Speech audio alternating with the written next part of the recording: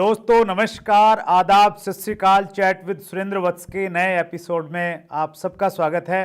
आप सबका बहुत आभार जिस प्रकार से आपने अपने इस चैनल को अपनाया, कमेंट्स किए, किस से आप मिलना चाहते हैं। और फिर मैं आपसे रिक्वेस्ट करता हूं, जिनसे भी आप मिलना चाहते हैं, हमारा प्रयास रहता है कि हम उनको आपसे मिलवाएं, आपसे बातचीत करवाएं, आपके प्रश्नों का जवाब आपके सामने प्रस्तुत किया जाए।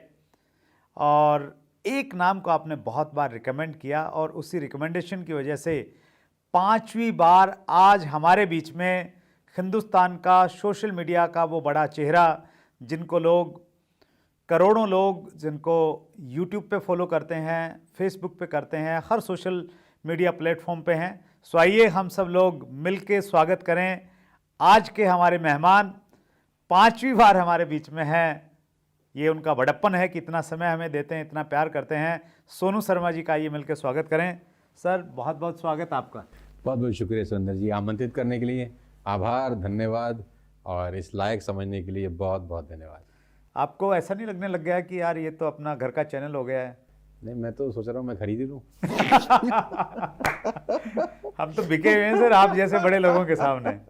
प्यार से ही खरीदा जा सकता है आपको। आपका मतलब आपको कोई मोल दे के तो खरीद नहीं सकता।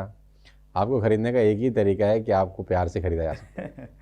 नहीं, ये जो चैनल इतना बड़ा बनाना सर, मुझे बहुत मतलब अच्छा लगता है, थोड़ा मोटिवेशन भी मिलता है। डॉक्टर विवेक बिंद्रा ये कहते हैं कि भाई डायरेक्ट सेलिंग की कुछ भी अगर बात हमने करनी होती है, उससे पहले हम आपसे ज़रूर पूछते हैं कि यार ये करें नहीं करें। और इतना मतलब मैं उनके ऑफिस में गया तो बिंद्रा जी जो है ना, भारी भरकम आदमी है, मतलब बहुत मोटी फीस लेते हैं मिलने के। और मैं उनके पास में गया सर, उन्होंने 3 घंटे मुझे दिए और ऑफिस के एक एक आदमी को जब मेरे से मिलवा रहे थे तो नाम नहीं बता रहे थे, बोले इनको जानते हो आप?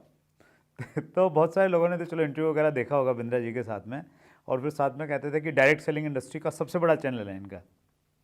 तो वो इतना बड़ा चैनल इसलिए बना सर, आप जैसे लोगों ने प्यार दिया, समय दिया, और उस समय दिया स्पेशली जब हमारी व्यूअरशिप कुछ नहीं थी, और मैं यूँ कहूँ सोशल मीडिया की भाषा में हमारी औकात कुछ नहीं थी। तो आपने बहुत बड़ा बनाया है सर, दिल की गहराई से आज के इस एपिसोड के लिए विशेष धन्यवाद। बहुत बहुत शुक्रिया। आगे बढ़ें सर। बहुत सारे कॉम्प्लीमेंट्स हैं आपके लिए, कुछ पढ़ना चाहता हूँ। राहुल कुमार लिखते हैं, जो मुर्दे में भी जान डाल दे वह फरिश्ता आ रहा है, सबसे बेहतरीन एनर्जेटिक मोटिवेशनल स्पीकर आ रहे हैं। अभय ने लिखा है धमाका ऑन चैट विद सुरेंद्र वत्स।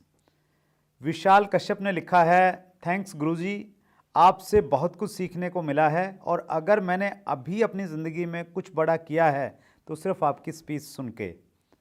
और मोही ने लिखा है master blaster of direct selling industry.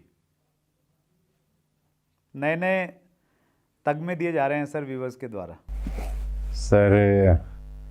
Sir झुका के इन सबका धन्यवाद, और इस प्यार के लिए बहुत बहुत शुक्रिया। और ईश्वर से प्रार्थना करूंगा कि आप इस तरह से प्यार बनाए रखें और आपकी उम्मीदों पे ऐसी खरा उतरता रहूं। Thank you so much sir. पहले 4 एपिसोड में हम बहुत सारे प्रश्न पूछ चुके हैं सर। अभी बचे हैं प्रश्न कुछ? नहीं, प्रश्न बचे हैं। मैं थोड़ा सा चेंज करता हूं इस बार। अच्छा। नए फील्ड में जाने की कोशिश करता हूं। जी हाँ, जी हाँ। बहुत बार व्यूअर्स हमारे से पूछते हैं कि डायरेक्ट सेलिंग कंपनी खोलनी चाहिए नहीं खोलनी चाहिए, और उसके लिए व्यूअर पूछ रहे हैं कि सुंदर वत्स पूछ रहे हैं? नहीं, मैं तो बहुत क्लियर हूं सर इस चीज़ को लेके। एक बार हमने ललित अरोड़ा जी को बुलाया था तो उन्होंने कहा था कि fullest make direct selling company, तो उसके बाद में मैंने तो बिल्कुल पीछे हट गया था। लेकिन आपसे मेरा प्रश्न ऐसा नहीं है, ऐसा नहीं है। मेरा वाजिब प्रश्न आपसे इसलिए बनता है सर, आप एक बहुत बड़ा ब्रांड डायरेक्ट सेलिंग में रहे, आपने कंपनी के साथ में 15 सालों तक काम किया, और स्पेशली जब हम कंपनी की कार्यशैली से खुश नहीं रहते हैं तो फिर दिमाग में ये आता है यार अपनी कंपनी बनाते हैं। तो उस समय आपने अपनी कंपनी न बना के आपने एक और जो स्टेब्लिश्ड कंपनी थी उसमें जाने का आपने निर्णय लिया। तो मेरा प्रश्न आपसे ये है, आपने अपनी कंपनी क्यों नहीं खोली? मतलब ये बाउंसर है एक्चुअली सीधा। और मेरे को बहुत सारे मेरे लोग बोलते थे कि यार राइट टाइम है अपनी कंपनी खोल लेने का, आज से 2 साल पहले। जब मैं इस पशुपेश में था कि अब अपने को क्या करना चाहिए, जब समझ में आ गया था कि वहाँ पर अब कुछ ग्रोथ की संभावनाएं ना के बराबर हैं, मेरी टीम ग्रो नहीं कर रही थी, मैं तो फिर भी पैसा कमा ही रहा था, तो बहुत सारे लोग मुझे बोलते थे कि अपना कंपनी खोल लेना चाहिए। और कहते हैं कि आदमी जहाँ पर भी है, आज आप जहाँ पर हैं अपने डिसीजन के कारण हैं सर। 5 साल के बाद आप जहाँ होंगे वो आज जो आप निर्णय लेंगे उसके कारण होंगे। तो डिसीजन बहुत बड़ा रोल प्ले करते हैं, और डिसीजन आते हैं मैच्योरिटी से, और डिसीजन आदमी लेता है अपने अनुभव से। तो मेरा अनुभव ये बिल्कुल क्लियर था कि मुझे नेटवर्क मार्केटिंग कंपनी कभी नहीं खोलना है। मेरे पे ऑल्दो बहुत प्रेशर था मेरी टीम का कि तुमको अपना ही खोलना चाहिए। और उस कंपनी, जिस प्रीवियस कंपनी की मैं बात कर रहा हूँ, उसमें बहुत सारे लोग और भी मेरे साथ आ जाते अगर मैं अपना कंपनी खोल लेता, जो नहीं आए क्योंकि मैंने अपना कंपनी नहीं खोला। लेकिन मुझे आज भी उनसे बहुत प्यार है जो नहीं आ पाए हैं। मेरा आज भी उनसे बहुत सारा रिलेशनशिप है, मेरी बात होती है आज भी उनसे। तो मैं उनके क्या कहते हैं मान सम्मान का हमेशा आभारी हूँ। वत्स साहब, मेरे को एक बात बहुत अच्छे से पता है कि आदमी हर चीज़ का स्पेशलिस्ट नहीं हो सकता। राइट। आदमी हर चीज़ का स्पेशलिस्ट नहीं हो सकता, और मुझे ये बात अच्छे से पता है कि टेबल के उस तरफ की वर्किंग और टेबल के इस तरफ की वर्किंग में ज़मीन और आसमान का फ़र्क होता है। और 2012 में मैंने गाड़ी लिया मर्सिडीज बेंज। तो जब मैंने मर्सिडीज बेंज लिया तो मुझे एक बात समझ में आई कि मर्सिडीज बेंज का टायर मर्सिडीज नहीं बनाती, ब्रिजस्टोन कंपनी बनाती है। तो मर्सिडीज जो इतना बड़ा इंजन बना सकती है, क्या उसको रबड़ का टायर बनाने की ताकत उसमें नहीं है? तो जवाब है बिल्कुल बना सकती है। कौन रोक सकता है उसको? जो कंपनी इतना बड़ा इंजन बनाए, इतनी बड़ी गाड़ी बनाए, ऑटोमेटिक सेंसर वाली गाड़ी बनाए, जो 150 साल पुरानी कंपनी हो, उसको टायर बनाना उसके लिए कौन सा मुश्किल काम है? एक प्लांट लगाया है, टायर बन जाएगा। और अगर एक गाड़ी में 5 टायर लगते हैं तो जो बना रही है वो तो कुछ कमाती ही होगी उनको सप्लाई करके, तो वो मार्जिन वो खुद कमा सकते हैं। ये तो कॉमन सेंस सी बात है। लेकिन मर्सिडीज ऐसा नहीं करती। वो ब्रिजस्टोन को ही बोलती है कि टायर तुम लगा के दो, या एमआरएफ को बोलती है तुम टायर लगा के दो, या किसी भी एबीसीडी कंपनी को बोलती है कि टायर आप लगा के दो। क्यों? क्योंकि मर्सिडीज अच्छी तरह जानती है कि हम स्पेशलाइज नहीं है टायर बनाने के लिए। हमारा एरिया ऑफ कंसर्न टायर बनाना नहीं है, हमारा एरिया ऑफ कंसर्न इंजन बनाने का है। राइट। तो मैं जिस चीज का स्पेशलिस्ट हूं, मर्सिडीज बोलती है मैं वो काम करूं, और जो आदमी जिस चीज का स्पेशलिस्ट है उसको उसी के काम को करने का पैसा दूं और अपना प्रोडक्ट शानदार बनाऊं। सिंपल फंडा है। ग्रेट। इसको समझने के लिए कोई पीएचडी करने की जरूरत नहीं है। लेकिन तकलीफ ये है कि पीएचडी करने के बाद भी इतनी छोटी सी बात समझ में नहीं आती। हर आदमी चाहता है कि टायर भी मैं बनाऊं, नट बोल्ट भी मैं बनाऊं, सीट कवर भी मैं बनाऊं, क्योंकि पैसे से तो बनता है। यहां से सीट कवर ले लूंगा, वहां से नट बोल्ट ले लूंगा, वहां से टायर खरीद लूंगा, यहां से खरीदूंगा, असेंबल बना दूंगा तो गाड़ी बन जाएगी। लेकिन ऐसा होता नहीं है। तो नेटवर्क मार्केटिंग में भी 4 कंप्यूटर लगा के, एक सॉफ्टवेयर बना के, 10 प्रोडक्ट रख के कंपनी खोलना बहुत आसान है। इसमें कोई रॉकेट साइंस नहीं है। आप गूगल पे सर्च करें, सॉफ्टवेयर बनाने वाले मिल जाएंगे। गूगल पे सर्च करें, प्रोडक्ट देने वाले आपको मिल जाएंगे। गूगल पे सर्च करें, आपके पास पैसा लगाने वाले लोग मिल जाएंगे। उसमें कौन सा मुश्किल है? कोई भी कर सकता है। लेकिन मैंने कभी भी नहीं किया, क्योंकि मुझे अच्छी सी बात पता थी कि मैं स्पेशलिस्ट नहीं हूँ। कंपनी रन करना एक अलग आर्ट है, एक अलग टैलेंट है, और उसके लिए एक अलग क्वालिफिकेशन की जरूरत है। और हर नेटवर्कर डायरेक्टर अच्छा बन जाएगा ऐसा मुझे डाउट रहता है, क्योंकि नेटवर्किंग, मैं स्टेज का आदमी हूँ, मैं स्टेज का स्पेशलिस्ट हूँ, तो मुझे वही काम करना पसंद है। मैं नहीं चाहता कि मैं जीएसटी देखूं, मैं इनकम टैक्स देखूं, मैं प्रोडक्ट्स देखूं, मैं होलसेलर देखूं, मैं वेयर हाउस देखूं, मैं फैक्ट्रीज देखूं। मैं ये सब देखना नहीं चाहता। मैं चाहता हूं कि मैं फ्री माइंड से, फ्रेश माइंड से स्टेज पे जाऊं, अपना लेक्चर डिलीवर करूं और घर आके तसल्ली से सो जाऊं। मेरा एरिया ऑफ कंसर्न कंपनी खोलना नहीं है। और मैं बाकी सब लोगों से भी यही दरख्वास्त करूंगा कि जो ऑलरेडी 8-10 कंपनी चल रही हैं, आप चूज कर लीजिए। भाई आपको पैसा ही तो कमाना है ना, आपको ग्रोथ ही तो करनी है। तो 10, 12, 15 कंपनी है, उनमें से कोई भी आपको एक अच्छी लगे, आपके मुताबिक कोई तो होगी। भाई ये अच्छी नहीं है तो वो अच्छी होगी। ऐसा तो नहीं ना कि 15 में से कोई भी आपको सूट नहीं कर रही। अगर 15 में से कोई भी सूट नहीं कर रही तो आपका मोटिव पैसा कमाना नहीं है, फिर आपका मोटिव कुछ और है। राइट। डायरेक्ट सेलिंग में एक प्रॉब्लम ये भी है सर कि अब तक जो डायरेक्ट सेलिंग बदनाम हुई है और उस मुकाम पे नहीं पहुंच पाई जहां हमें पहुंचना चाहिए था। तो कुछ लोग हैं कंपनियों में काम करते हैं, मैनेजमेंट से कुछ ईगो हो गया तो फिर कंपटीशन में आ जाते हैं जी मैं कंपनी खोल लेता हूँ, इनको दिखाऊंगा करके। और जो आपने कहा ना कि वो हर काम हर आदमी नहीं कर सकता, तो वो चीज़ ईगो की वजह से शायद आदमी समझ नहीं पाता और वहाँ प्रॉब्लम होती है। कंपनी के लिए मैनेजमेंट चाहिए, स्किल चाहिए, फिर पैसा भी चाहिए उसको आगे डेवलप करने के लिए। इसमें एक और भी कहानी है सुरेंद्र जी कि जब आप एक अच्छे लीडर बन जाते हैं तो आपको किसी और कंपनी में जाने में छोटा महसूस होने लगता है। राइट। जैसे जब मैं आया तो मुझे बहुत सारे लोग बोलते थे यार एक पुरानी कंपनी में जा रहे हो, वहाँ कौन तुम्हें पूछेगा, भीड़ में खो जाओगे, है ना। तो मैं एक बात बोलता था कि यार भीड़ में ही अपना नाम बनाने की ही तो चुनौती है ना यार, कि जब आप अकेले ही दौड़े और जीत गए तो कौन पूछ रहा है। मजा तब है जब 1000 लोग आपसे पहले दौड़ रहे हैं, राइट, आप उसके बाद में दौड़ना शुरू किए और आप जीतने का प्रयास कर रहे हैं। यही तो पुरुषार्थ है ना फिर आपका, है ना। मैंने तो आके ये बोला भी सही यहाँ पे कि मैं लेट दौड़ रहा हूँ, लेट पहुंचूंगा नहीं। तो इसमें कोई ईगो नहीं है कि मैं 17 साल 16 साल पुरानी कंपनी में चला गया, वहाँ 1000 लोगों की भीड़ पहले से ही थी, मेरे में कोई ईगो नहीं थी ना, अभी भी है। मैंने तो सर को बोला भी सही जहाँ मैंने स्टार्ट किया, आप चाहें तो मुझे किसी के नीचे भी जोड़ दें। तो मेरी तो क्या कहते हैं ना, हमारी तो कहानी वहीं से शुरू होगी ना जहां हम खड़े होंगे। राइट। तो पैसा तो नीचे से ऊपर आएगा, पैसा तो नीचे से ऊपर आना है। तो मेरे में ऐसा कोई कंसर्न नहीं था और मैं बिल्कुल भी खिलाफ था अपना MLM कंपनी खोलने के। जो लोग खोल लेते हैं मेरी शुभकामनाएं हैं उनके साथ, भगवान उनको सद्बुद्धि दे, भला करें उनका, आप आगे बढ़ें। लेकिन एक बात का ध्यान रखें कि ये एक बहुत ही रिस्की काम है, यहाँ बहुत सारे लोगों का भविष्य दांव पे लगा हुआ है। खुद पायलट बनने की कोशिश ना करें, क्योंकि आपके जहाज में हजारों लोग सवार होंगे, वो आप पे भरोसा करके आएंगे।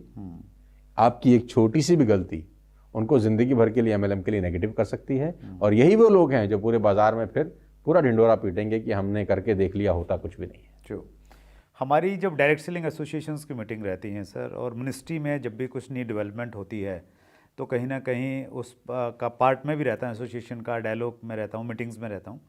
तो मेरा जब भी मौका मिलता है मुझे अपना व्यू देने का, मैं हमेशा ये कहता हूँ कि इस इंडस्ट्री में कुछ आप पैरामीटर्स ऐसे डालिए जिसकी वजह से अनसीरियस प्लेयर यहाँ पे नहीं आ पाएँ। फॉर एग्जांपल आप कुछ एक एंट्री बैरियर लगा दीजिए कि भाई आपके पास में 1 करोड़ रुपया कि आप FD करवाइए, कुछ ना कुछ इतना तो आपके पास में होना चाहिए ताकि वहीं से ब्रेक लग जाए। और मेरे को एक बात और समझ में आई कि एक अच्छा नेटवर्कर एक अच्छा डायरेक्टर कभी नहीं बन सकता। अच्छा, हाँ, आप देख लो जो भी सो कॉल्ड कंपनी अच्छी चल रही है उसके डायरेक्टर भी बहुत बड़े नेटवर्कर नहीं थे।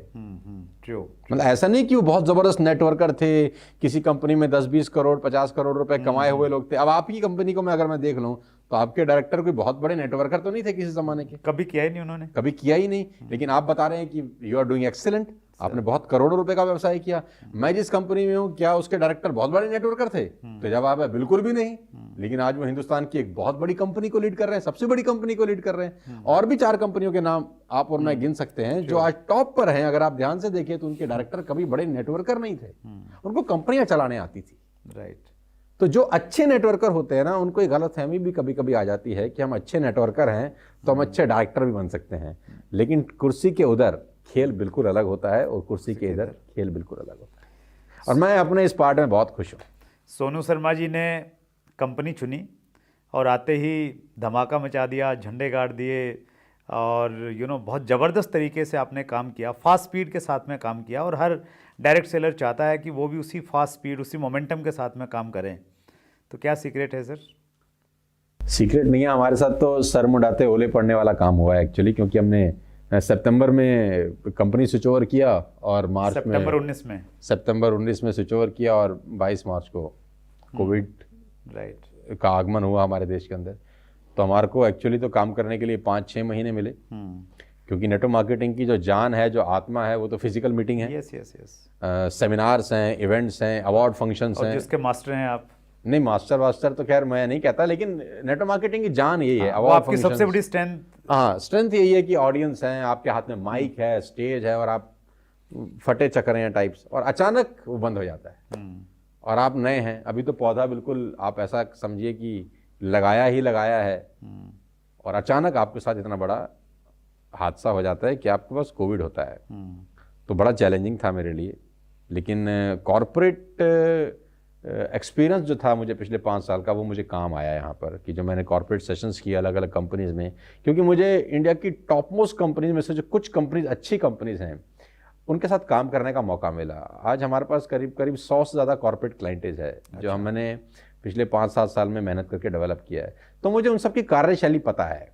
मुझे पता है कि ICICI लोम्बार्ड कैसे कर रहा है, HP कैसे कर रहा है, मुझे पता है कि SBI कैसे कर रहा है, मुझे पता है कि टाटा कैसे कर रहा है, बजाज कैसे कर रहा है। तो मुझे ये सब कंपनीज की डिटेल जानकारी है कि ये लोग कैसे कैसे अपना बिजनेस को बिल्ड कर रहे हैं, राइट। तो वहाँ से बहुत कुछ सीख के आया मैं। ऑल तो मैंने उनके लिए सेशन डिलीवर किए, लेकिन सीखने को भी तो बहुत कुछ मिलता है। तो वहाँ का जो नॉलेज था वो मैंने अपने इस नेटवर्क मार्केटिंग में प्लांट किया। 22 को लॉकडाउन हुआ और हम 24 तारीख को जूम पे थे। एक दिन लगा मुझे सिर्फ स्विच ओवर करने में। मैं और मेरी पूरी की पूरी टीम 24 तारीख को जूम पे थे। सिर्फ 24 घंटे के अंदर अंदर डिजिटल हो चुके थे। जब तक डिजिटल लोगों को समझ में आया 1 महीने के बाद, 20 दिन के बाद, 15 दिन के बाद। और वो जो 15, 20, 30 दिन का गैप था, नेटवर्क मार्केटिंग मोमेंटम का गेम है। अगर मोमेंटम ब्रेक हुआ तो मोमेंटम को रीबिल्ड करने में 6 महीना लग जाता है। लेकिन हमारे साथ अच्छा रहा, जो कॉर्पोरेट एक्सपीरियंस था मेरे को, वो मैंने यहाँ पर लगाया। और एक दिन के अंदर 24 घंटे के अंदर हम लोग जूम पे थे। सबको मैंने जूम सिखाया। अपने पूरे के पूरे नेटवर्क में हम सब लोग जूम पे आ गए और मैंने बताया कि ये फायदेमंद है बिजनेस। अच्छा है, फिजिकल मीटिंग बंद होगी। तो हमने डिफिकल्टी को अपॉर्चुनिटी में कन्वर्ट कर दिया और दबा के जूम सेशंस किए। और मुझे तो ऐसा लगता है कि कोविड एक तरीके से नेटवर्क मार्केटिंग इंडस्ट्री के लिए वरदान साबित हुआ। 2 कारण से। नंबर 1, जो नकली प्लेयर्स थे वो उड़ गए। जिनके पास प्रोडक्ट डिलीवरी की कहानियां नहीं थी वो उड़ गए। जिनके पास वेयर हाउसेस नहीं थे वो उड़ गए। जिनके पास मैन्युफैक्चरिंग यूनिट्स में इश्यूज थे वो उड़ गए। तो नकली प्लेयर्स उड़ गए। दूसरा, आप ज्यादा लोगों से मिलने का रास्ता आपको मिल गया, राइट। आप घर बैठ के जूम का 10,000 का पैक खरीदते थे, 10,000 लोगों के साथ आप एक साथ बात कर रहे हैं। पूरे हिंदुस्तान में एक साथ कर सकते हैं, पूरे हिंदुस्तान में, और जिसमें उनका 1 रुपया भी खर्च नहीं हो रहा। वैसे अगर आपको 10,000 लोगों का इवेंट करना होता था तो आपको स्टेडियम बुक करना है, 10,000 लोग आएंगे, खर्चा करेंगे, बैठेंगे, पैसा लगेगा। वो सब फ्री ऑफ कॉस्ट होने शुरू हो गया। हमने दबा के सेशंस किए, लोगों को ट्रेंड किया, डिजिटल मीडिया पे कैसे काम करते हैं वो मैंने सिखाया लोगों को। और पूरा का पूरा नेटवर्क हमने डिजिटली मूव किया। सोशल मीडिया पे हमारे प्रेजेंस का फ़ायदा हम लोगों उठाया और हर व्यक्ति को अपने साथ जोड़ने का प्रयास किया। और इसका रिजल्ट है कि हम लोगों ने जो भी पिछले 18-19 महीने इस लॉकडाउन में किया है, मुझे फ़ख्र है कि हम लोग कर सके, because of the infrastructure we have, because of the digital media पे जो हमारा कंट्रोल है, जिस तरीके से हम लोग उसको बिल्ड कर सकें। ये सारा क्रेडिट सोशल मीडिया और डिजिटल मीडिया और ये सब जूम और ये सब गूगल मीट और इन सब को जाता है। आजकल तो सोनू शर्मा जी लग्जरी गाड़ियों के रिबन काटने में लगे रहते हैं। हाँ, ऐसा कुछ हुआ है पिछले 1 साल के अंदर अंदर। तो डिलीवरीज हो रही हैं गाड़ी की। अभी ऐसा ही एक वाक़या हुआ कि हमने धनतेरस पे 2 गाड़ियों की डिलीवरी कराई। एक मर्सिडीज़ थी और एक BMW। On the same day हम लोगों ने डिलीवरी कराई। तो जब मैं घर में ये बोल के निकलता हूँ कि डिलीवरी पे जा रहा हूँ, आज डिलीवरी है, आज डिलीवरी है, तो उस दिन मैं बोला कि आज 2 डिलीवरी हैं। तो मेरी कभी कभी कुछ लोग जो पहली बार सुन रहे होते हैं वो सोचते हैं यार ये डिलीवरीज, इतनी डिलीवरीज का क्या मतलब है, कौन सी डिलीवरी है जो हर 2 महीने बाद हो रही है। मैं बोलता हूँ भाई ये वो वाली डिलीवरी नहीं है, ये कार की डिलीवरी है। आज 2 डिलीवरी हैं। हमने पिछले 8-9 महीने में कुछ लग्जरियस कार अपने फ्लीट में शामिल किया है।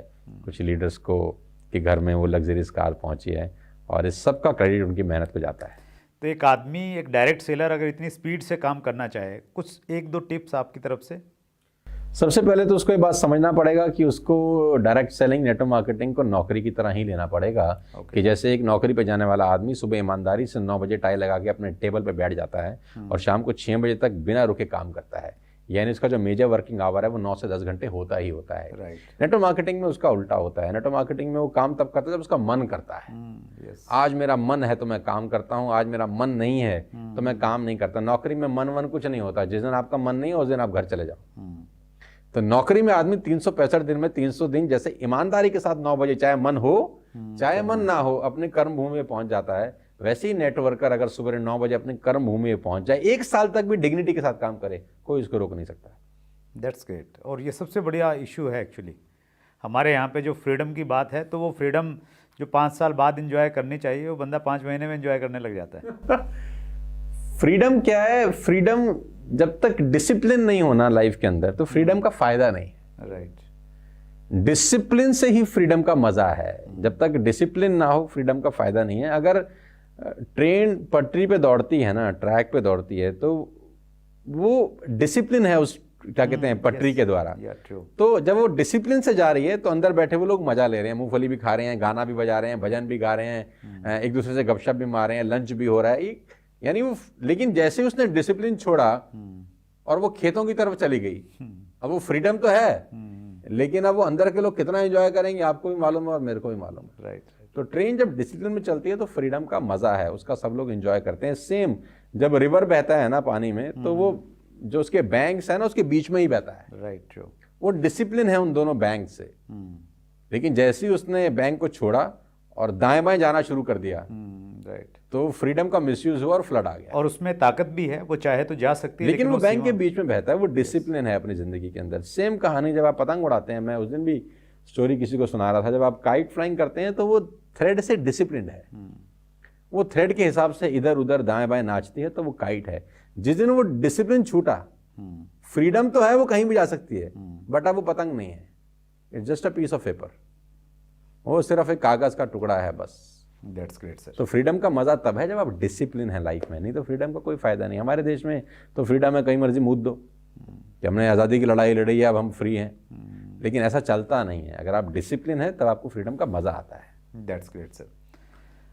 आप डायरेक्ट सेलिंग इंडस्ट्री को बहुत मानते हैं, और पिछले इंटरव्यू में मैंने बहुत डिटेल में बातचीत भी की। हमारे इस प्लेटफॉर्म पे भी जो भी व्यक्ति आता है वो बोलता है कि डायरेक्ट सेलिंग इंडस्ट्री से बढ़िया कुछ नहीं है। लेकिन कुछ लोग हैं जिनकी कुछ व्यूअरशिप भी है, स्पेशली यूट्यूब की अगर हम बातचीत करें तो मिलियन में सब्सक्राइबर्स हैं, और वो आके डायरेक्ट सेलिंग पे ज्ञान देने लग जाते हैं। स्पेशली उन्होंने कभी डायरेक्ट सेलिंग किया नहीं, वो आलोचना करते हैं कि डायरेक्ट सेलिंग मत करो, बेकार है, ऐसा है, वैसा है। आप इसको किस रूप में लेते हैं? मैं उनका स्वागत करता हूँ, मैं उनके ओपिनियन का भी स्वागत करता हूँ, और मैं उनको बोलता हूँ कि जो आप कर रहे हैं उसको करते रहिए, क्योंकि आप वही कर रहे हैं जो आपको आता है। मैं वो कर रहा हूँ जो मुझको आता है। इसमें कोई उदास होने की और नाराज़ होने की ज़रूरत नहीं है। क्रिटिसिज्म से अपने को कोई तकलीफ़ नहीं है, क्योंकि 20-22 साल में इतना कुछ हमने आपने देख लिया कि अब इन बातों का हम पे इम्पैक्ट नहीं होता। मैं एक एग्जांपल से आपको समझाने की कोशिश करता हूँ। उत्तराखंड के पहाड़ों के अंदर, उत्तराखंड के जंगलों के अंदर देवभूमि कहा जाता है उत्तराखंड को। उत्तराखंड को देवताओं की भूमि कहा जाता है। आज भी वहाँ पर ऐसी केव्स हैं जहाँ पर कोई सन्यासी 200 साल से तपस्या कर रहे हैं। अच्छा। हमने सुना है कि 100 साल से तपस्या कर रहे हैं, 150 साल से उन गुफाओं के अंदर महाराज सिद्धि प्राप्त करते हैं, लोग बैठे रहते हैं गुफाओं में, है ना। अब वो जो सन्यासी गुफाओं में 100 साल से तपस्या कर रहे हैं ईश्वर की, क्या वो पीपल के पेड़ पे लगते हैं? क्या वो नीम के पेड़ से उनकी माँ उनको तोड़ के लाई थी? वो वैसे ही पैदा हुए थे जैसे सुरेंद्र वत्स पैदा हुए, जैसे सोनू शर्मा पैदा हुआ, जैसे पूरा हिंदुस्तान दुनिया पैदा हुई। सेम प्रोसेस से पैदा हुए, 9 महीने के बाद डिलीवरी हुआ होगा, नॉर्मल तरीका यही होता है। अब उनको कुछ ऐसा समझ में आया ना सुरेंद्र जी, जो अभी तक आपको और मेरे पल्ले नहीं पड़ा है। राइट। वो मस्त तपस्या कर रहे हैं, उनको सिद्धि है, वो चाहते हैं, एक टारगेट है उनका, एक गोल है, वहां उनको पहुंचना है। लेकिन मैं और आप नहीं जा रहे, उससे उनको कोई तकलीफ है? नहीं। मस्त है ना वो। और वो हैं कितने, मतलब 0.00000000001% भी नहीं होंगे, लेकिन उनको हमारे से आपसे कोई तकलीफ नहीं है, क्योंकि उनकी नज़र में हमको समझ में नहीं आया तो उनकी क्या गलती है। ऐसे ही नेटवर्क मार्केटिंग मुझे समझ में आई, बहुत सारे लोगों को नहीं समझ में आ रही, तो उसमें उनकी कोई गलती नहीं है। मैं अपना काम वैसे ही करता रहूँगा जैसा मैं आज तक करता आया था, क्योंकि मुझे जो चीज़ समझ में आई ज़रूरी नहीं है कि सभी को वो समझ में आ जाए। नहीं, उसमें कहीं ना कहीं जो नए लोग हैं सर, यूथ है, एक्चुअली डायरेक्ट सेलिंग में बहुत सारा यूथ आ रहा है, वो इन्फ्लुएंस, मतलब वो है ना, भ्रमित हो जाता है कि यार ये बंदा ऐसा बोल रहा है, इसका इन्फ्लुएंस भी है, किसी पर्टिकुलर एक फील्ड में वो अच्छा है तो शायद उसका इन्फ्लुएंस भी कुछ पैदा हुआ है। तो जो यूथ भ्रमित हो जाता है, उसको क्या आप संदेश देना चाहेंगे? देखो, शाहरुख खान का एक बहुत बड़ा कोट है कि don't become a philosopher until you get rich. Right. कि आप फिलोसफी ना करें अगर आपके अकाउंट में पैसे नहीं है तो। ठीक है, अब इस हिंदुस्तान में प्रॉब्लम क्या है, जानते कुछ नहीं है, पता सब है। राइट। और मैं एक बात को अच्छे से समझता हूं कि नेटवर्क मार्केटिंग में आपके चैनल पे 150 एपिसोड, 170 एपिसोड, 180 एपिसोड हो गए, और ये 180 एपिसोड वाले लोग रिच लोग हैं। इन लोगों ने कुछ ना कुछ अपनी ज़िंदगी में अचीव किया है, इन सब के पास एक अच्छा खासा फैन फॉलोइंग है, और ये सब इस इंडस्ट्री के बारे में अच्छा बोल रहे हैं। गवर्नमेंट ऑफ इंडिया इस इंडस्ट्री के बारे में अच्छा बोल रही है।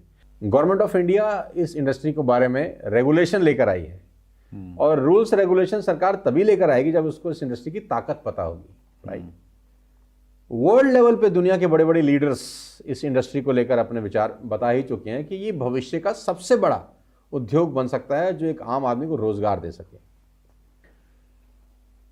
अब जब इतने दिग्गज लोग एक स्वर में किसी इंडस्ट्री के लिए बढ़िया बात बोल रहे हैं तो ये स्वाभाविक है कि कुछ ऐसे लोग भी होंगे जो इस इंडस्ट्री के बारे में सही बात नहीं बोलेंगे। तो हमको फैक्ट्स एंड फिगर्स के बारे में बात करनी चाहिए कि फैक्ट क्या बोलते हैं और फिगर्स क्या बोलती हैं। अगर फैक्ट्स और फिगर कह रहे हैं कि इंडस्ट्री से बेटर कुछ नहीं है तो मुझे लगता है हमको इस इंडस्ट्री के बारे में मतलब बेटर ही बोलना चाहिए। बाजार में कोई भी आदमी एक गलत लाइन बोल दे, उसके पास फैक्ट्स नहीं है, उसके पास फिगर्स नहीं है, वो सिर्फ और सिर्फ तुक्के मार रहा है कि मेरा 10 लोगों को तुक्का मारूंगा तो 2 को तो लग ही जाएगा तीर, और उन 2 लोगों का ही मेरा शिकार करना मोटिव था। तो ऐसा कुछ नहीं है। इंडस्ट्री से नेटवर्क मार्केटिंग, मैं आपको एक बात अच्छे से बता देता हूँ, नेटवर्क मार्केटिंग इंडस्ट्री से पाक साफ बिजनेसेस पूरी दुनिया में नहीं है। 2 कारण है। पहला, ये एकमात्र ऐसा बिजनेस है जो 100% वाइट के ऊपर चलता है। जितनी भी नेटवर्क मार्केटिंग में 10-12 अच्छी कंपनी हैं, मैं खास तौर पे उनकी बात कर रहा हूँ, मैं दावे के साथ कह सकता हूँ इनमें 100% वाइट की बिलिंग होती है। आप जो भी प्रोडक्ट खरीदते हैं उसका प्रॉपर बिल कटता है। आप कैश में भी खरीदते हैं तो उसको बिल ही आपको मिलेगा। आप अगर फंड ट्रांसफर कर रहे हैं या चेक से पेमेंट कर रहे हैं या कैश से कर रहे हैं या क्रेडिट कार्ड से कर रहे हैं या पेटीएम से, किसी भी तरीके से कर रहे हैं, आपको बिल पक्का ही मिलेगा। कोई भी कंपनी वो हाथ से कच्चे में कागज लिख के नहीं देगी, चाह के भी नहीं कर सकती, चाहकर भी नहीं करेगी। लेकिन अगर आप अपने मनियारी की दुकान से तेल साबुन शैम्पू खरीदते हैं तो वो कच्चा बिल देगा आपको। अच्छा, वो आपको ठीक लग रहा है। जो आप सुबह से रात तक काम कर रहे हैं जिसमें काला ही धन शामिल है, वो आपको ठीक लगता है। लेकिन नेटवर्क मार्केटिंग में सारे प्रोडक्ट्स आपको 100% वाइट बिल होते हैं, नंबर 1। नंबर 2, नेटवर्क मार्केटिंग का जो भी पैसा किसी भी डिस्ट्रीब्यूटर के अकाउंट में जाता है वो टीडीएस कट के आता है। वो बिना टैक्स काटे पैसा आपको मिलता ही नहीं है, कोई ब्लैक मनी इन्वॉल्व नहीं है। राइट। और उसका प्रॉपर टीडीएस सरकार को जमा होता है और उस पर आप अपना रिटर्न फाइल करते हैं। तो पूरी हिंदुस्तान में, पूरी दुनिया में, सुरेंद्र जी आप ईमानदारी से दिल पे हाथ रख के बताओ कौन सी इंडस्ट्री है जो 100% वाइट में बिजनेस करती है? बिल्कुल नहीं करती सर। और सरकार जो चाहती है कि लोग अपना बैंक खाता खुलवाएं, बैंक में वो पैन नंबर उनके पास में हो, 1 नंबर में काम करें, तो वो सारा का सारा बाय डिफॉल्ट यहाँ पे हम लोग कर रहे हैं। 100% वाइट में बिलिंग होता है सर। आपको हर क्या कहते हैं प्रोडक्ट, एक आप 100 रुपए का प्रोडक्ट भी खरीदते हैं तो वो भी 100% बिल होता है। वो उस पर जीएसटी एप्लीकेबल है, टैक्सेस एप्लीकेबल है, वो लगते हैं। राइट। तो मैं तो दुनिया के 10-50 प्रोफेशन जानता हूं जो सो कॉल्ड बहुत बड़े बड़े प्रोफेशन है, उसमें ब्लैक मनी इन्वॉल्व होता है। आप भी जानते हैं, पूरा हिंदुस्तान जानता है, इसमें क्या छुपी हुई बात है। राइट। लेकिन ये एकमात्र ऐसी इंडस्ट्री है जो 100% वाइट में चलती है।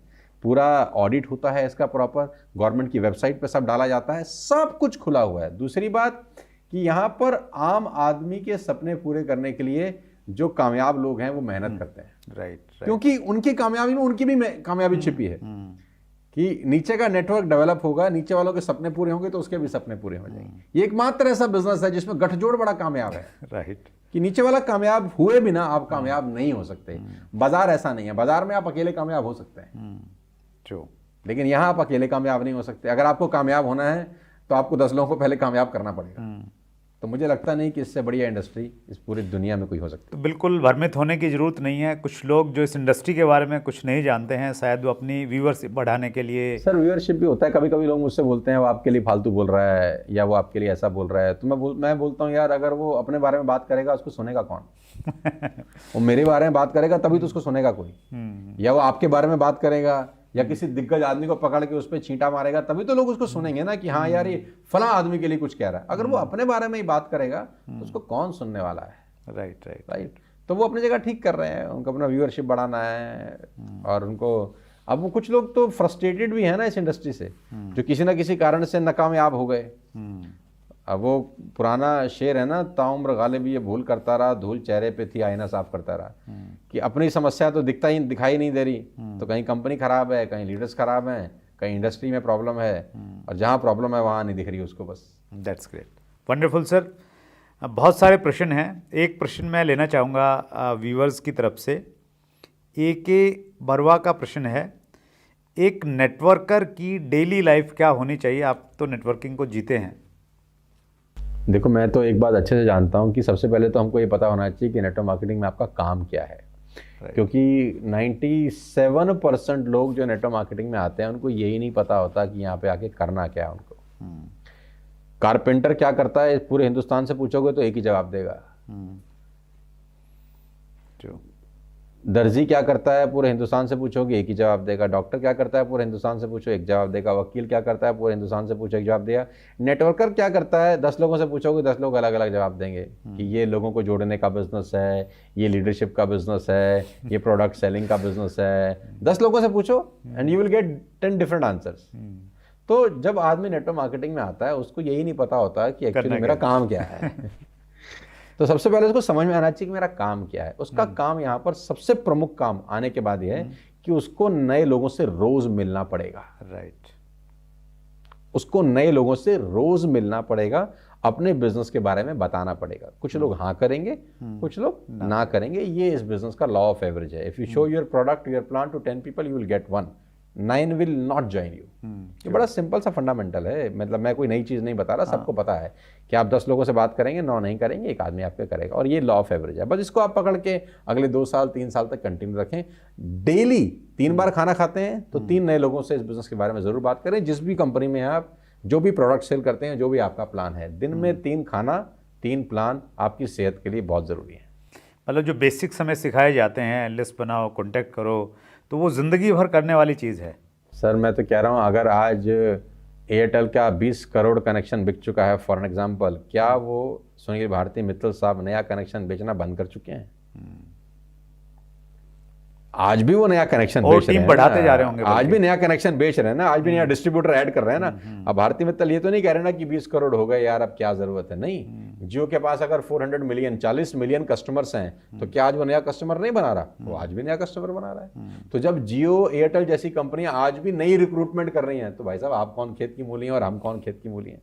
हमको तो रेगुलर रिक्रूटमेंट करनी है, क्योंकि जितना बड़ा नेटवर्क उतनी बड़ी ग्रोथ। और अगर आप लीड बाय एग्जांपल नहीं करेंगे तो नीचे वाले लोग नहीं करेंगे। जिस दिन आपको लगा कि अब मैं नहीं करता, नीचे वाला करेगा, उस दिन नीचे वाले को भी लगता है कुछ दिनों के बाद कि मैं नहीं करता, नीचे वाला करेगा। उसके कुछ दिन के बाद उसके नीचे वाले को लगता है मैं नहीं करता, नीचे वाला करेगा। और आखिरी में सारा लोड उस पर आ जाता है जो कल ज्वाइन किया है। उसको लगता है पूरी कंपनी का भार अब मेरे सिर पे हाँ मेरे ऊपर है, मैं कुछ करूंगा तो सबकी जिंदगी बढ़िया हो जाएगी। ऐसा नहीं है। तो ऊपर से नीचे तक एक ही फ्लो होना चाहिए कि आप डेली 3 नए लोगों से मिल रहे हैं या नहीं मिल रहे हैं। मेरा अंतिम प्रश्न आपसे है सर, सोनू शर्मा को कुछ साल पहले तो लोग सिर्फ इस रूप में जानते थे कि सोनू शर्मा नेटवर्क मार्केटिंग के एक दिग्गज लीडर हैं। तो आप कॉर्पोरेट ट्रेनर के रूप में आज विख्यात हैं पूरे देश में, साथ में सोशल मीडिया के ऊपर आपका एक बहुत बड़ा ब्रांड है। तो ये तीनों चीज़ें हैं, मैं तीनों रखता हूँ, नेटवर्कर, कॉर्पोरेट ट्रेनर और सोशल मीडिया सनसनी।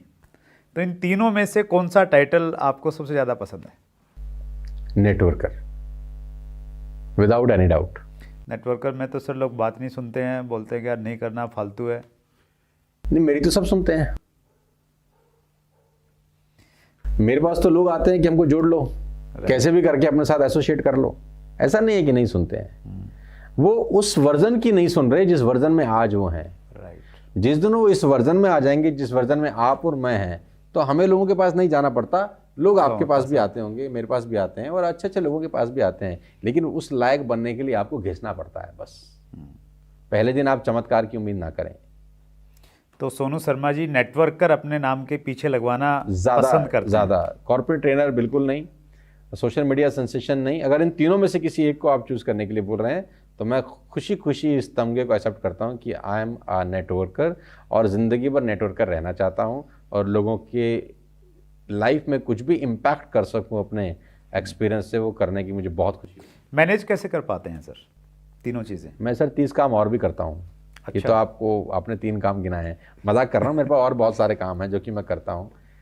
मैनेज हो जाता है सर। 86,400 सेकंड्स बहुत होते हैं, 86,400 सेकंड बहुत होते हैं एक दिन में काम करने के लिए, बहुत होते हैं। आप मुझसे 4 काम और मुझे बढ़िया बताएंगे जिसमें मेरा इंटरेस्ट होगा तो मैं वो भी करने को तैयार हूँ। कितने ग्रुप चला रहे हैं सर नेटवर्किंग में? नेटवर्किंग में अभी मेरी जो लेग हैं, जिसको आप लेग बोलते हैं जनरेशन में, वो 18 लेग हैं जिसमें मैं काम कर रहा हूँ। 18 टीमें हैं जो अलग अलग दिशा में, अलग अलग डायरेक्शन में काम कर रही हैं, और 4 कंट्रीज़ में हैं जो कि आज की डेट में, जी हाँ, थैंक्स टू द सिस्टम, और 4 कंट्री में बहुत अच्छे तरीके से मैं बिजनेस कर रहा हूँ। 18 लेग चल जाती हैं आराम से। जिन लोगों को लगता है यार 3 चलाना ही मुश्किल है, चौथी चलाने की हिम्मत नहीं कर पाते, उनको क्या कहना चाहेंगे सर? देखो मैं एक बात जानता हूँ कि मैं बाइनरी से आया हूँ। हाँ, वहाँ तो माइंडसेट रहता है दो ही चलानी। देखो बाइनरी में 2 लेग होती हैं, जिसमें से एक पावर होती है, एक प्रॉफिट लेग होती है। राइट। और 99% लोगों के पास पावर लेग होती ही है। नहीं होती तो कंपनी बना के दे देती है। अब एक ही चलानी होती है। जब एक ही चलानी होती है तो क्या सब करोड़पति हो जाते हैं? नहीं चलती। एक भी नहीं चलती एक्चुअली तो। फिर आप मुझसे पूछेंगे जब एक नहीं चलती तो 10 कैसे चलेंगी? मैं आपको बताता हूं, लेग चलाने से पैसा आता है, ये थॉट प्रोसेस ही गलत है। पैसा तो फिर माहौल से आता है। राइट। पैसा तो इंफ्रास्ट्रक्चर से आता है। पैसा तो उस एसोसिएशन से आता है जिसके साथ आप काम कर रहे हैं। तो अगर बाइनरी से या एक लेग चलाने से पैसा आता या लेग के हिसाब से पैसा आता तो बाइनरी में सब करोड़पति अरबपति होते हैं। सबके घर के आगे मर्सिडीज, BMW, ऑडी, जैगुआर खड़ी होती, क्योंकि उसमें तो एक ही चलानी है। राइट। 2 में से एक तो सबकी पावर है, 99% की तो पावर ही है। तो क्या वो जो 1% एक ही चलानी है, सबके घर के आगे मर्सिडीज खड़ी है, ऑडी खड़ी है, जैगुआर खड़ी है, क्या वो रिच हैं? क्या वो फाइनेंशियल फ्रीडम को एंजॉय कर रहे हैं? क्या वो आज भी मेनू पढ़ते हुए का रेट देखते हैं कि नहीं देखते? वो आज भी मेनू पढ़ते हुए का रेट राइट साइड पे देखते ही हैं जो एक चला रहे हैं। राइट। तो एक चलाना और 10 चलाने वाला बात नहीं है। और खास तौर पे बाइनरी की मैं अगर आपसे बात करूं तो वहां पर भी 3-3 आईडी, 7-7 आईडी से लोगों को लॉगिन कराया जाता था। हम भी कराते थे, राइट। तब भी तो मल्टी लेग खोलते थे। राइट। कोई भी आदमी क्या 2 लेग खोल के ही करोड़पति हो उसको हम यूँ समझे माइंड सेट है, ये हम ताला लगा लेते हैं। 100% माइंड सेट है सर। क्योंकि जब मैं भी आया था तो मेरे में भी घबराहट थी। बहुत सारे लोग मुझे बोलते थे यार वहाँ तो 2 चलाते थे, यहाँ 15, 16, 18, 20, 50 कैसे चलाएंगे? तो ये सिर्फ माइंड सेट है, ये 100% माइंड सेट है। मैं आपको एग्जाम्पल के साथ और समझा देता हूँ सर। एक बच्चा कितनी लैंग्वेज सीख सकता है? जनरली मतलब 3 सीख ले तो एक बच्चा उतनी लैंग्वेज सीख सकता है जितनी आप उसको सिखाने की ताकत रखें। अच्छा। आप 2 सिखाते हैं इसलिए वो 2 सीखता है। जिस दिन आपने उसको 10 कोच लगा दिए, मैं दावा दे सकता हूं कि वो 10 की 10 लैंग्वेज सीख जाएगा। राइट। तो सवाल उसके सीखने में नहीं है, सवाल उसके आपको उसके सिखाने में है। और ये सिर्फ माइंडसेट है। मेरे यहाँ तो 20-20 साल के बच्चे हैं जो 8-8, 10 लेग चलाते हैं सर। That's great. मतलब हम यूँ समझें, ये सीखें सोनू शर्मा जी की पर्सनैलिटी से कि यूट्यूब चैनल और सोशल मीडिया चलाया जा सकता है, डायरेक्ट सेलिंग का एक धमाकेदार लीडर बना जा सकता है, जीरो से दोबारा से फिर हीरो बना जा सकता है, और कॉर्पोरेट ट्रेनर में सबसे ज़्यादा, देश का सबसे ज़्यादा डिमांडिंग ट्रेनर बना जा सकता है। नहीं, ऐसा मैं नहीं समझता अपने आप को अभी। नहीं, ये उपाधि हम दे रहे हैं सर, आप स्वीकार कर लीजिए। नहीं, अभी तो बड़ी मेहनत करनी है। अभी तो क्या कहते हैं, फासला बहुत बड़ा है और बहुत दूर तक जाना है और बहुत बड़े बड़े सपने हैं इस फील्ड में आगे करने के। नहीं, ट्रेनिंग फील्ड में आप किसको मानते हैं कि ये मेरा कंपटीटर है, इससे आगे जाना है? नहीं, देखो सबका अपना अपना जोन है, कोई कंपटीशन नहीं है इसके अंदर। और मैं कोई कंपैरिजन करने में बिलीव भी नहीं करता। जितने भी लोग इस फील्ड में हैं, बहुत सारे लोग हैं जो इस फील्ड के अंदर हैं, बहुत अच्छा बिजनेस कर रहे हैं, बहुत अच्छा काम कर रहे हैं। मैं तो उनसे इंस्पायर होता हूँ। मैं तो अभी बहुत छोटा हूँ, अभी तो 4-5 साल का मुझे छोटा सा टाइम हुआ है इस कॉर्पोरेट सेशन के अंदर। तो मैं तो सबसे आखिरी पंक्ति में हूँ, तो मेरा काहे का कंपटीशन। पर्टिकुलर कुछ नाम है सर जिनसे आप बहुत ज़्यादा इंस्पायर हैं? मतलब अगर मैं इंडिया की बात करूं या मैं वर्ल्ड इंडिया की बात करते हैं, बिंद्रा साहब बहुत अच्छा काम कर रहे हैं। इसमें कोई शक ही नहीं है कि उन्होंने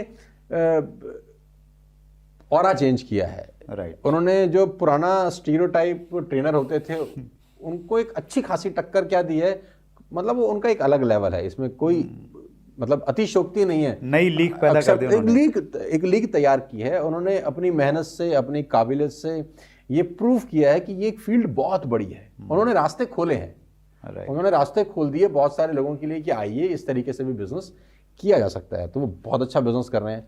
और जब हम छोटे थे तो हम पाटनी साहब को सुनते थे, तो वो बहुत अच्छा, क्या बोलते हैं, वो भी बहुत अच्छे ट्रेनर हैं। हम संतोष नायर साहब को सुनते थे, वो भी बहुत अच्छे ट्रेनर हैं। और शिव खेड़ा साहब को हम सुनते थे, वो भी बहुत बहुत गजब के ट्रेनर्स हैं। हम वो एक राजेश अग्रवाल साहब थे हमारे साथ, हम उस ज़माने में उनको सुनते थे, वही बहुत अच्छे ट्रेनर थे। राजेश अग्रवाल के हमने बहुत ट्रेनिंग अटेंड किया।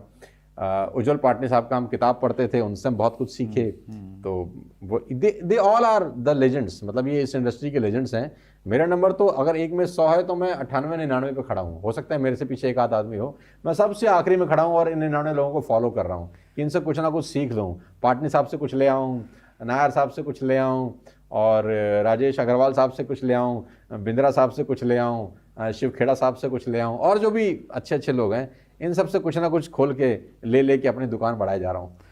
अच्छी बात क्या है सर, जितने भी बड़े लोगों के नाम आपने लिए ना, वो सभी आपसे बहुत प्रभावित हैं, कहीं ना कहीं आपको मानते हैं। बिंद्रा जी एक बार हमारे प्रोग्राम में आए थे, तो उन्होंने आगे होके पूछा सोनू शर्मा जी के क्या हाल चाल हैं। तो मैंने उनसे पूछा सर आप सुनते हो? बोले अरे पूरा हिंदुस्तान सुनता है, उनको कौन नहीं सुनता।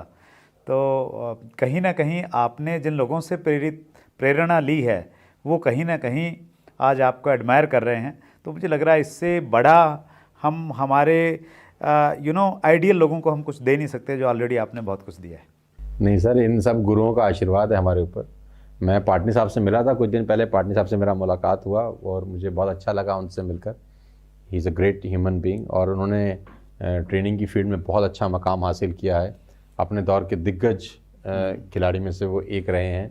आज भी वो बहुत मेहनत के साथ अपने फील्ड में बहुत अच्छा काम कर रहे हैं। उनकी किताबें हम लोग पढ़ते थे, राइट। और हम इसको नकार दें ऐसा तो हो ही नहीं सकता। जुड़ो जीतो उनका एक किताब था जो हम बचपन में खरीद के नेटवर्क मार्केटिंग नया नया सीखे थे हम, तो पढ़ते थे। दे ऑल आर लेजेंड्स यार, इस फील्ड के अंदर वो लोग बहुत अच्छा बिजनेस कर रहे हैं। हम तो अभी 98-99 नंबर पे खड़े हैं। ये सब लोग पहले एक दूसरे तीसरे चौथे पाँचवें सातवें नंबर पे होंगे शायद। मैं तो पीछे पीछे फॉलो कर रहा हूँ, पता नहीं पहुँच पाऊँगा उन तक, नहीं पहुँच पाऊँगा ये भी नहीं पता मेरे को तो। लेकिन एक चीज़ तय है सर, अगर वैसा कुछ पैमाना होगा और आप वहाँ पे पहुँचेंगे तो सबको बहुत ज़्यादा खुशी होगी। सब बहुत ज़्यादा प्रेम आपसे करते हैं और आप उसके काबिल हैं। और चैट विद सुरेंद्र बस के व्यूअर्स को बहुत प्रेम करते हैं सर, इसलिए 5वीं बार आज आप हमारे बीच में हैं और बहुत लंबा इंटरव्यू हुआ। धन्यवाद बहुत छोटा शब्द है सर आपके लिए कि हम धन्यवाद कहें कि धन्यवाद आपका आने के लिए। आई डोंट नो कौन सा वर्ड होगा, आप तो बहुत पढ़ते हैं, किस शब्द का इस्तेमाल करना चाहिए कृतज्ञता व्यक्त करने के लिए? नहीं सर, कोई शब्द नहीं है। आप हमारे दफ्तर में आए, सबसे पहले तो हमें आपको धन्यवाद देना है कि आप अपने बिजी शेड्यूल में से, हम नहीं निकल पा रहे थे, मेरे पास टाइम की बहुत दिक्कत है आजकल, मैं नहीं निकल पा रहा था, मैंने बोला मैं नहीं आ सकता, तो आपने बोला कि मैं आ जाता हूँ। तो धन्यवाद तो एक्चुअली में मुझे आपको देना चाहिए कि आप अपनी सारी यूनिट को लेकर इस दफ्तर में पहुँच गए, अपने चरण डाले। तो थैंकफुल तो मैं हूँ, क्योंकि टाइम बहुत, आजकल टाइम बिल्कुल नहीं मिल पाता। मतलब एक एक घंटा भी निकालना आजकल बहुत मुश्किल हो जाता है, नहीं तो मैं आपको बिल्कुल तकलीफ नहीं देता। तो थैंक यू तो मुझे बोलना चाहिए कि आप यहाँ आए। Thank you so much sir. और इस कमिटमेंट के साथ में हम लोग विदा ले रहे हैं आज के इस एपिसोड में। आप इंडस्ट्री की सेवा कर रहे हैं, इंडस्ट्री आपकी रगों में दौड़ती है और आज आपने उसको स्वीकार भी किया कि नेटवर्क सोनू शर्मा नेटवर्कर अपने आप को कहलवाना सबसे पहले पसंद करेंगे। तो आगे भी मौका जब भी हमें मिलेगा हम पूरे अधिकार के साथ में आ जाएंगे और इसी प्रकार इंडस्ट्री को आप आगे बढ़ाते रहिए सर, इंस्पायर करते रहिए लोगों को। बहुत बहुत धन्यवाद सर। थैंक यू सुरेंद्र जी, बहुत बहुत शुक्रिया आने के लिए, बहुत बहुत आभार। Thank you so much. Thank you so much.